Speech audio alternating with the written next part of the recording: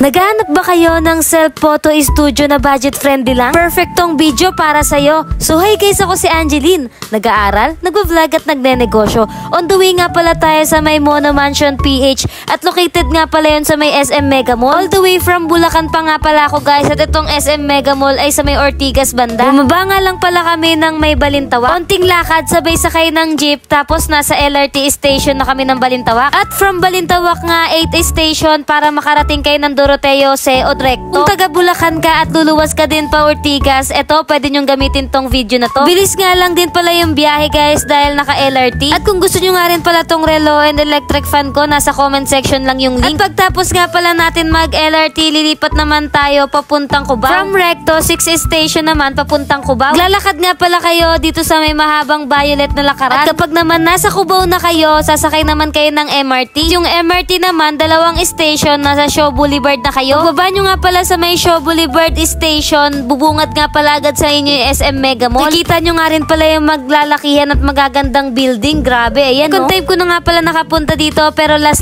year pa yun. At para mahanap nyo nga pala agad ang Mono Mansion PH at hindi kayo maligaw, ang exact location nga pala ay SM Mega Mall, 5th floor, Building B. At para sure na rin kayo, magtanong muna kayo sa guard. Tatanong mo nga pala agad yung Mono Mansion PH kapag nasa 5th floor ka na. Grabe, totoo lahat ng nasa may Facebook, talagang aesthetic vibes dito. Ito nga pala, pagdating ko dito, napakaraming tao. Na ako nagtataka dahil sa halagang 200 pesos magkakaroon kayo ng picture na maganda. Pasok nyo nga pala sa left side, bubungad sa inyo yung mga accessories area. Ayan nga pala yung mga pwede nyong gamitin, iba't ibang shades, tapos hairband. Syempre, magta-try ako para makita nyo din. Ang operating hours nga pala nila dito ay 10 AM hanggang 10 PM. Mall hours nga pala yon. Syempre, dahil nasa loob nga ito ng mall, Monday to Sunday, open na open ito. Sakto nga, naabutan ko yung ibang customer nila dito na nag-a-apply ng stamp sa may photo. Punta tayo sa hotel, Panunguan.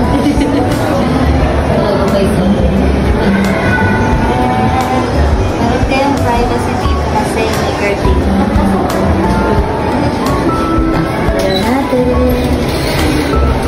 Okay guys, sobrang privacy kayo dito. Tingnan naman, di ba kayo? Tapos ito yung machine nila. So, dito tayo sa may first booth nila guys. Ito yung tinatawag na 101. So, yung background dito nakikita nyo white lang siya. As in, full white lang siya. So, ayan. Pero aesthetic siya. So, ayan. Dito sa may machine nila, mamimili kayo touchscreen to guys ha. Tapos, dito mag-i-insert muna ka ng payment. Meron silang 50, 100, 200. Ayan nga pala yung mga paper bills na pwede nyo i-insert dyan. Tapos, dito naman, lalabas yung photo. Naka-hard copy na yun guys. Meron din pala tong soft copy. Tapos, meron ding video. Yung video nga pala na yun guys is naka-timelapse na siya pag in-scan nyo sa may photo. Tapos ito naman, optional lang siya. Yung parang pindutan, optional lang siya kung nagmamadali na kayo, ready na kayo. Kasi 10 seconds to guys eh.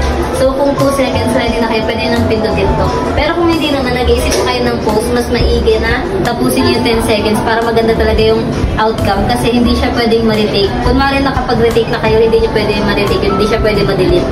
So, one take lang siya guys. Kaya yung 10 seconds, sulitin nyo, mag-isip na kayo ng mga post nyo, ideal post nyo. So, hindi lang students pwede dito ah. Pwede din nga pala dito yung mag-lover. Syempre, pwede din family kasi sobrang aesthetic. Tignan naman, ang laki ng space. So, dalawa lang kami. Kasama ko si Griselda lagi. So, ayan, siya nasa likod lang ba? Sa likod ng baka, sa likod ng camera. So, ayan guys, ayan, ganito siya kalaki. Tapos, ayan, meron siyang lighting. So, ayan guys, ito yung pangalan nila, Mono Mansion. So, dito tayo sa My White Studio. So, next tayo sa my booth number 2.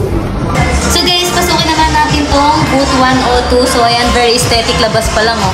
Then, ayan, may privacy kayo kasi may curtains sila. Tapos na.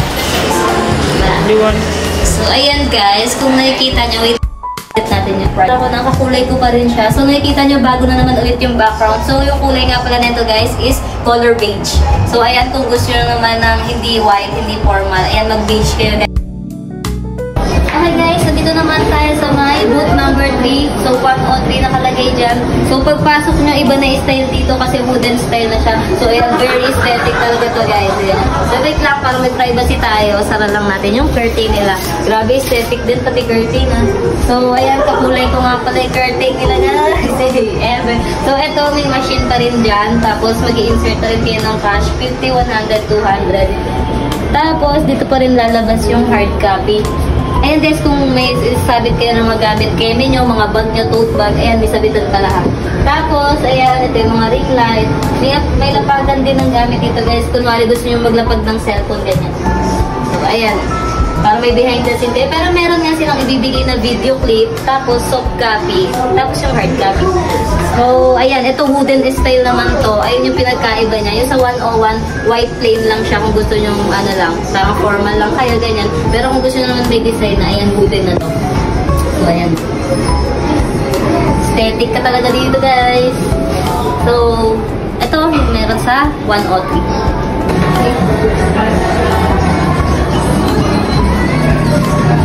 Gusto ni Daniel pa din nila.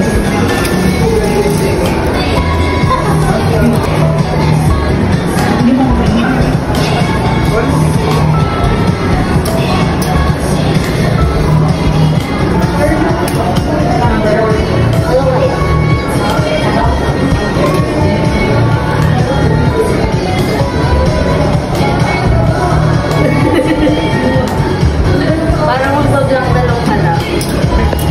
Guys, palagin mo ako. So, para sa akin, siguro ito na lang ako.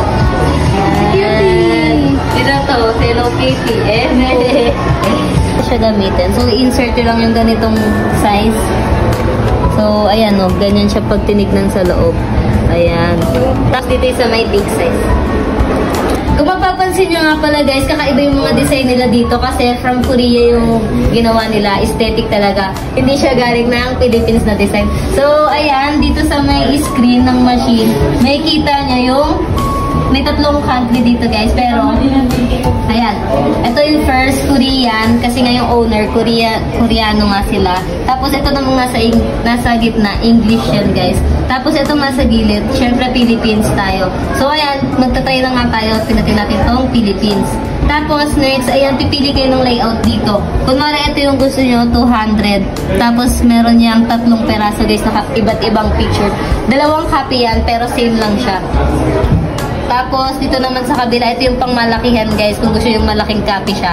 Merong animan, apatan, tapos tatluhan. So, dito tayo sa may apatan. Pipili pala kayo dito, di ba? Pagtapos yung mag-picture, pipili kayo, insert nyo dito. So, ayan. Guys, ayan, may oras nga din pala yung pagpili ng frame, yung color ng frame. So, ayan, ito yung white, ganyan siya, yung itsura niya. Tapos, ito naman yung gray. Tapos, ito yung black, pink, purple, green. Tapos, ayan yung may mga design guys. Kung gusto nyo may mga ganyan. Ayan, printa natin siya. So, maglo-loading lang siya saglit. Ito nyo makukuha yung hard copy. So, guys, lumabas na siya. Ay, ang ganda, be. Sinasabi ko sa'yo, legit. Ayan, o. Ang ganda. So, ayan, dito mo i-scan. Diyan mo makikita yung video and soft copy. Tapos, ito na yung hard copy. Ang cute, guys. Ito, wala pa kami kasing naisip ng mga post. Kaya, ayan, biglaan siya. So, ayan, ito yung sinasabi ko sa inyo na 2 peraso. Pero parehas lang ng captured. So, ayan, kasi tag-isang copy nga kayo. So, ang cute, guys. Ang saya-saya ko, diba? Kasi wala akong naisip na post. Pero, ayan, ganyan siya. Nakikita niya, diba? Sobrang linaw. So, guys, tapos tayo dito sa may 101, yung unang boot nila. So, ito nga yung background. White to, guys, pero hindi siya classic. Ginawa nilang vintage white. So, ito yung nakuha nating photo dito, guys. Ito, yung pinili kong frame is color white lang siya. Ayan, very aesthetic talaga. So, ito namang solo ko lang. Kulay gray yan, guys. Pero white pa din yung background. Yung frame lang yung naiba. So, ayan. Dito nga pala tayo sa may 103 na booth. So, ayan yung background ko dito. Wood nga pala yan. So, ito sobrang aesthetic na talaga nito, guys. Tapos, meron nga palang sabitan dito. So, ayan, kagaya nito ng sling bag. Ayan. Tapos, dito naman, pag medyo mabigat, dito nyo na lang lagay, guys, sa may gilid. So, ayan, proceed na tayo. Sino siya dyan? Ayan. So, ayan guys, ito yung sa may rose. 2 copy siya. Guys, ayan, tinry nga din pala natin tong sa my page nila. So, solo ko lang. Ito yung mga photos ko. Ayan, may napili na akong isa, 4 yan. Guys, nakapili na ako 4. So, proceed na tayo. Next. Ayan guys, try natin yan. Ibang frame naman yung pinili natin para makita nyo rin yung kalalabasan. So, printa natin siya. Ito pala yung mga finished product. Ito yung mga hard copy guys ng mga pinag-take namin kanina. So, ayan. Mag-iiwan tayong bakas. Hindi bakas. Dito guys, mamimili lang tayo kasi ang ganda naman. Tao na to. Lahat maganda, grabe. Guys, ito. Bibigay natin to guys. Ito guys, iwan natin siya. Pag napunta kayo dito guys sa mga Irisians dyan so kay Amang pag napunta kayo dito sa may Mono Mansion.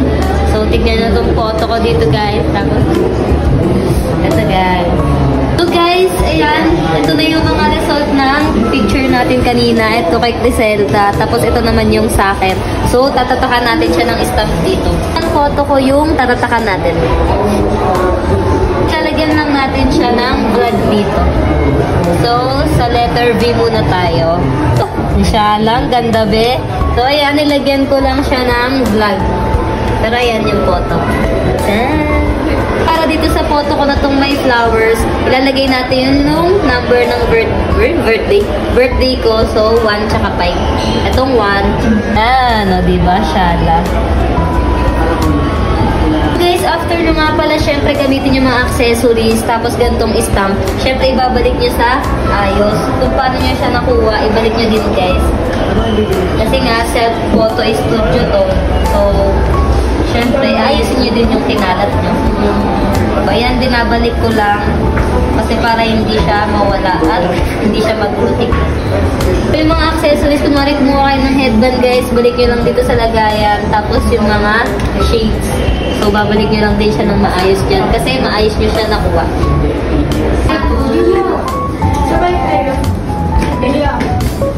5 pieces nga pala yung nakuha namin na big, tapos 1 piece lang na small. At kapag tinotal nyo nga pala yon is 1,700 pesos. Kaya huwag nyong kalimutan dumaan sa may Mono Mansion PH kapag nasa SM Mega Mall kayo. After nga pala nun, kumain lang kami sa may Pop Ice, tapos ang ganda ng statwa dito sa may labas ng SM Mega Mall. Medyo nahawig nga rin pala to guys sa may BGC. Thank you nga pala sa dalawang admin, kay Ma'am Vina and Ma'am Nico. Sila nga pala kasi nag-assist sa amin. Parehas nga pala Korean yung owner ng Mono Mansion PH. May binili nga lang pala ako sa bench, tapos dumaan din pala ako sa bar. Meron nga pala kasi silang nakasale, tapos bumili ako ng sakin, pati na rin sa papa ko para sa Father's Day. Anyways guys, ano pang hinihintay nyo? Mag-visit na nga pala kayo sa may Mono Mansion PH. Pinapangako ko sa inyo na worth it yung biyahe nyo, pati na rin yung babayaran nyo. Dahil proven and tested na nga pala ni Angeline's Vlog. Ayun lang guys, thank you for watching. Bye!